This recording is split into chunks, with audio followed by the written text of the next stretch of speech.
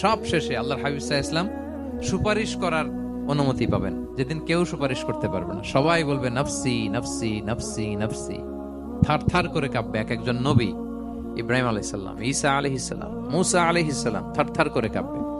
আর আল্লাহর হাবিব সাল্লাল্লাহু আলাইহি ওয়াসাল্লাম ওই মাকামে মাহমুদে সিংহাসন ফেলে দিয়ে সেজদায় শুধু কাঁদতে থাকবে, আর সেজদার মধ্যে বলবে উম্মতি উম্মতি উম্মতি উম্মতি। হে আল্লাহ, আপনি আমার গুনাহগার উম্মতকে বাঁচান। আল্লাহ, আপনি আমার গুনাহগার উম্মতকে বাঁচান। আল্লাহ, আপনি আমার গুনাহগার উম্মতকে বাঁচান। আল্লাহ তাআলা এটা সহ্য করতে না পেরে জিবরাইল আলাইহিস সালামকে বলবেন যে ওয়াসআলহু মা ইউকিক, জিবরাইল যাও জিজ্ঞেস করো তো আমার বন্ধু এত কাঁদে কেন, কি চায় জিজ্ঞেস করো।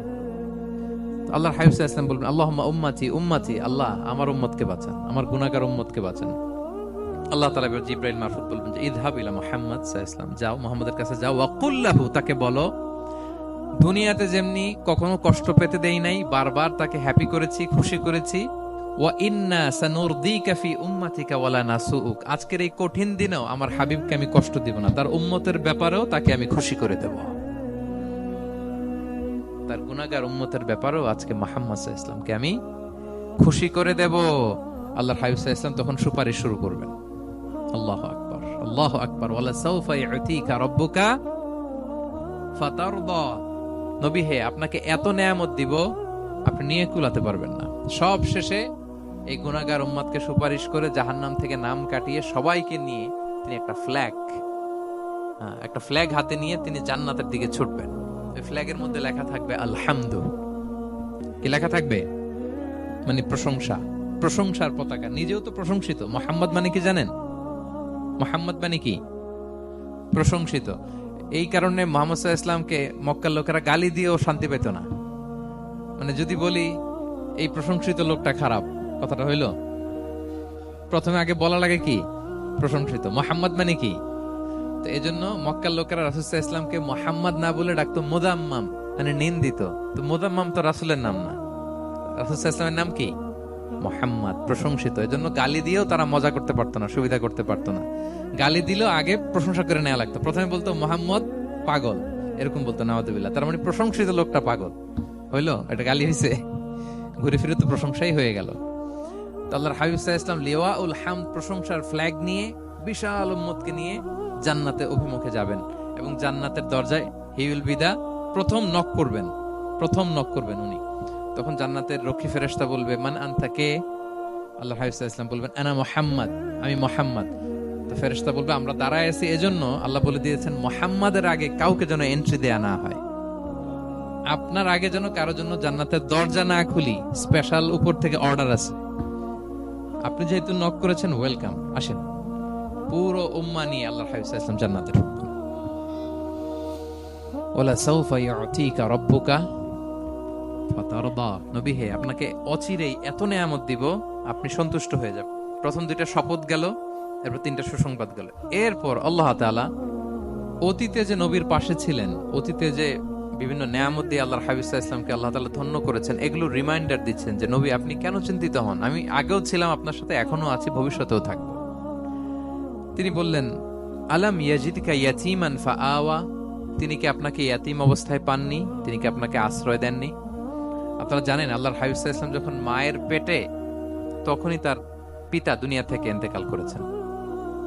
মায়ের পেটে তার বয়স হচ্ছে 6 মাস, দুনিয়াতে আসেননি আল্লাহর হাবিব সাল্লাল্লাহু আলাইহি ওয়াসাল্লাম রাহমাতাল লিল আলামিন। মায়ের পেটে থাকা অবস্থায় বাবা হারিয়েছেন, দুনিয়াতে আসলেন 6 বছর বয়সে, তিনি মাকে হারিয়েছেন। কয় বছর বয়সে? 6 বছর। তারপর মায়ের ইন্তেকালের পরে দাদার কাছে, আব্দুল মুত্তালিবের কাছে লালিত পালিত হতে লাগলেন। 8 বছর বয়সে দাদাও ইন্তেকাল করলেন। বাবা চলে গেলেন জন্মের আগে, মা চলে গেলেন 6 বছর, মানে শিশু থাকতে। 8 বছর বয়সে তো শিশু, দাদাও চলে গেলেন। 8 বছর বয়স থেকে আল্লাহর হাবিব সাল্লাল্লাহু আলাইহি ওয়াসাল্লাম চাচার কাছে এতিম অবস্থায় লালিত পালিত হতে লাগলেন। এবং আবু তালেব এত ভালোবাসতো, ইমান আনে নাই, শেষ পর্যন্ত ইমান আনেনি, শিরকের উপরে ইন্তেকাল করেছে। কিন্তু আল্লাহর হাবিব সাল্লাল্লাহু আলাইহি ওয়াসাল্লামকে এত ভালোবেসেছেন, বাবার যে কি মানে পিতৃ স্নেহের যে কি মায়া, এটা বুঝতে দেন নাই কখনো, এটার অভাব কখনো তিনি টের পান নাই। ওনার যে বাবা নাই, আবু তালেবের কারণে এতটা ভালোবেসেছেন। তার মানে কখনোই রাসূল সাল্লাল্লাহু আলাইহি ওয়াসাল্লামকে লালন পালন, রক্ষণাবেক্ষণ, টেক কেয়ারের কোনো গ্যাপ আল্লাহ তাআলা রাখেননি। হালিমাতু সাদিয়ার কাছে, পরে মায়ের কাছে, উম্মে আইমানের কাছে, দাদা আব্দুল মুত্তালিবের কাছে, পরে চাচার কাছে, একটার পর একটা স্লট বাই স্লট রেডি। সেটাই স্মরণ করে দিলেন যে নবী, এমন তো হয় নাই যে আপনাকে লালন পালনের জন্য কেউ ছিল না। আলাম ইয়াজিদকা ইয়াতীমান ফাআওয়া, আপনার রব কি আপনাকে ইয়াতীম অবস্থায় আশ্রয়ের ব্যবস্থা করে দেননি? মানে তখন তো আমি ছিলাম আপনার সাথে, কেউ ছিল না, তখন তো আমি ছিলাম। তো আপনার তো ভয় কিসের? আপনি হতাশ হবেন না, নিরাশ হবেন না, হাল ছাড়বেন না আপনি। তাহলে প্রিয় ভাইরা, আল্লাহর হাবিব সাল্লাল্লাহু আলাইহি ওয়াসাল্লাম ইয়াতীম অবস্থায় পৃথিবীতে এসেছিলেন এবং এজন্য ইয়াতীমের সাথে ভালো আচরণ তিনি করতে বলতেন আল্লাহর হাবিব সাল্লাল্লাহু আলাইহি ওয়াসাল্লাম। যারা এতিমকে ভালোবাসে, আল্লাহ তাদেরকে ভালোবাসে। এবং আল্লাহর হাবিব সাল্লাল্লাহু আলাইহি ওয়াসাল্লাম বলতেন, আনা ওয়া কাফিলুল ইয়াতীমি ফিল জান্নাতি কাহাতাইন, আমি এবং এতিমের রক্ষণাবেক্ষণকারী এইভাবে প্রতিবেশীর মতো জান্নাতে থাকব। এই দুই আঙ্গুলের মাঝে যেমনি গ্যাপ নাই, আমার আর এতিমের রক্ষণাবেক্ষণকারী তার বাড়ির মাঝখানে কোনো গ্যাপ থাকবে না জান্নাতে। We will be neighbor in paradise. জান্নাতে এরকম আমরা কাছাকাছি থাকবো। আল্লাহু আকবার পড়েন। তাহলে এতিমের রক্ষণাবেক্ষণকারীকে আল্লাহ তাআলা ভালোবাসেন। যারা এতিমকে পছন্দ করে না, এতিমকে তাড়িয়ে দেয়, তাদেরকে আল্লাহ পছন্দ করেন। আল্লাহ তাআলা বলেন, আরাআইতাল্লাযী ইউকাযযিবু বিদ্দীন ফাযালিকাল্লাযী ইয়াদউল ইয়াতীম। যারা আখিরাতকে অবিশ্বাস করে, তারাই এতিমকে ঘাড় ধাক্কা দিয়ে তাড়িয়ে দেয়। কোনো বিশ্বাসী কখনো এতিমের সাথে খারাপ আচরণ করে না। আপনাদের যাদের মন শক্ত, অনেকের চোখ দিয়ে পানি নামে না। আমার এক আত্মীয় আছে, খুব আল্লাহওয়ালা। আমার জীবনে এত আল্লাহওয়ালা আমি দেখি নাই, কিন্তু ওনার চোখ দিয়ে পানি নামে না।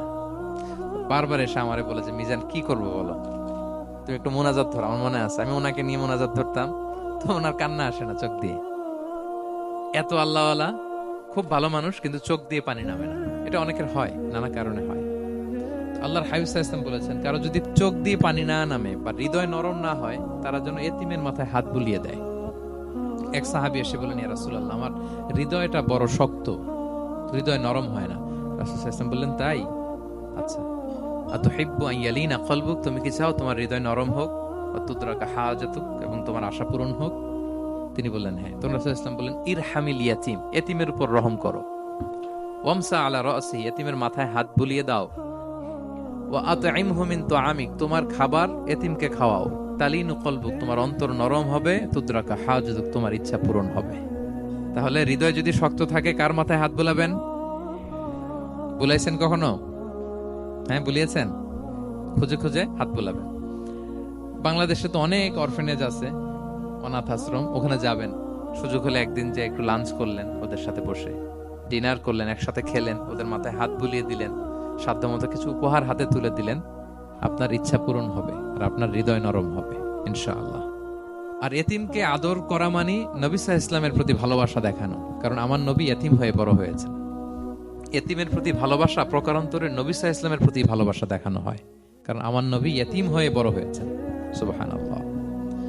কিন্তু তার বিপরীতে আমরা সমাজে কি দেখি? এতিমের মাথায় হাত বুলানো তো দূরের কথা, এতিমের সম্পদও খেয়ে ফেলে অনেকে। হ্যাঁ, এরকম আছে না?